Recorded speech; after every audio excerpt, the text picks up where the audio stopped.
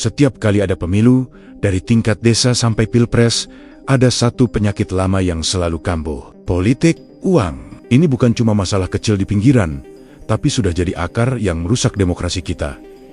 Pertanyaannya, siapa sih yang salah? Terlalu gampang kalau kita cuma menunjuk calon atau tim suksesnya saja yang salah. Tapi masalahnya jauh lebih rumit dari itu. Ini soal cara berpikir kita sebagai pemilih, budaya politik kita, dan lemahnya integritas sistem yang ada. Mari kita jujur, sudah jadi rahasia umum kalau sebagian dari kita, sebagai pemilih, kayaknya enggan datang ke TPS kalau nggak ada, dalam tanda petik, uang bensinnya. Ketika ada tim sukses datang ke rumah, atau ada pertemuan warga, pertanyaan pertama yang sering muncul apa? Ada uangnya nggak? Atau berapa bagiannya? Obrolan soal visi, misi, rekam jejak, atau program kerja nggak pernah jadi pembahasan dan langsung hilang entah kemana.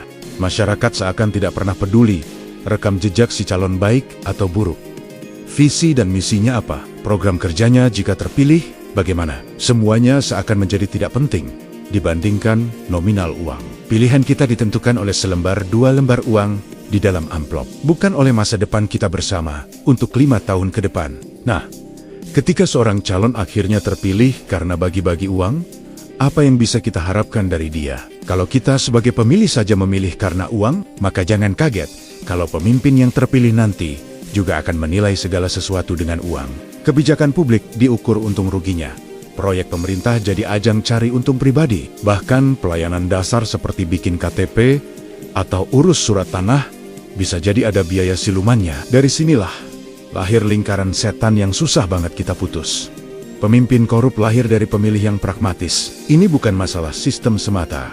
Mau sistem pemilihannya langsung atau perwakilan, selama budaya money politik ini masih dianggap wajar atau bahkan jadi semacam tradisi, kualitas pemerintahan kita gak akan pernah membaik. Masalah utamanya ada pada kita semua. Kesadaran kolektif adalah pondasi utama demokrasi yang sehat. Selama kita terus membiarkan dan menormalisasi praktik politik uang, selama itu juga korupsi, penyalahgunaan jabatan, dan pelayanan publik yang buruk akan terus terjadi. Siklus ini akan berulang dari tingkat desa, kabupaten, provinsi, sampai nasional. Coba kita pikirkan dampaknya lebih jauh. Biaya politik untuk jadi pejabat itu mahal banget. Kalau seorang calon harus keluar miliaran rupiah cuma buat serangan fajar, dari mana dia akan mengembalikan uang itu? Tentu saja setelah menjabat.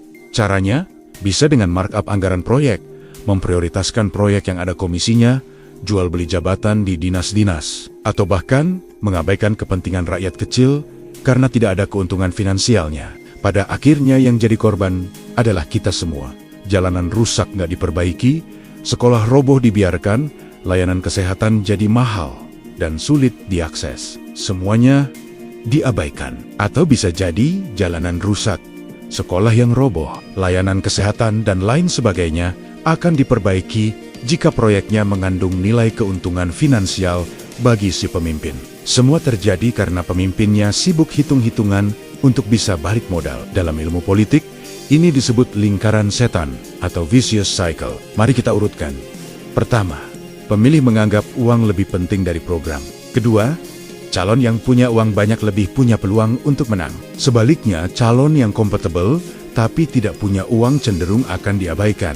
Karena visi misi dan program kerja tidak penting bagi pemilih, yang terpenting adalah ada uangnya atau tidak. Ketiga, setelah terpilih, jabatannya dipakai untuk mengembalikan modal dan cari keuntungan. Karena untuk jadi pemimpin atau perwakilan di parlemen, mereka telah mengeluarkan banyak uang untuk menyuap rakyat melalui money politik. Keempat, korupsi merajalela di semua level. Kelima, akibat korupsi, masyarakat jadi makin susah hidupnya, kemiskinan meningkat. Dan keenam, karena kondisi ekonomi yang sulit. Pada pemilu berikutnya, masyarakat jadi makin gampang tergoda lagi dengan iming-iming uang. Lingkaran ini terus berputar dan menghancurkan kita perlahan-lahan. Bagaimana cara memutus lingkaran setan ini? Apakah dengan mengganti sistem pemilu? Sistem pemilu secanggih apapun akan gagal total jika manusianya, baik pemilih maupun calonnya, sama-sama tidak punya integritas. Sistem terbaik pun akan menghasilkan pemimpin yang buruk jika budaya politik kita masih transaksional. Jadi, perubahan itu harus dimulai dari mana? Bukan dari calon, bukan dari partai politik. Perubahan harus dimulai dari kita. Dari ruang keluarga kita, dari obrolan di warung kopi, dari kesadaran kita sebagai warga negara yang punya martabat. Tidak akan pernah ada reformasi pemerintahan yang berhasil selama rakyatnya masih mau menjual suaranya seharga nasi bungkus. Demokrasi kita hanya akan berkualitas jika pemilihnya juga berkualitas dan berintegritas. Memilih itu bukan soal untung rugi sesaat. Memilih adalah soal menitipkan nasib kita, nasib anak cucu kita, kepada orang yang kita percaya punya kompetensi dan hati nurani. Jadi, apa yang bisa kita lakukan secara nyata?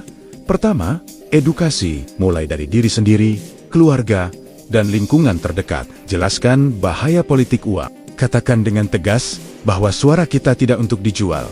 Kedua, tolak uangnya. Kalau ada yang menawarkan, tolak dengan sopan tapi tegas. Kalau perlu, laporkan ke Bawaslu. Pemberi dan penerima suap politik sama-sama bisa dipidana. Ketiga, cari informasi. Jangan malas untuk mencari tahu rekam jejak calon. Siapa dia?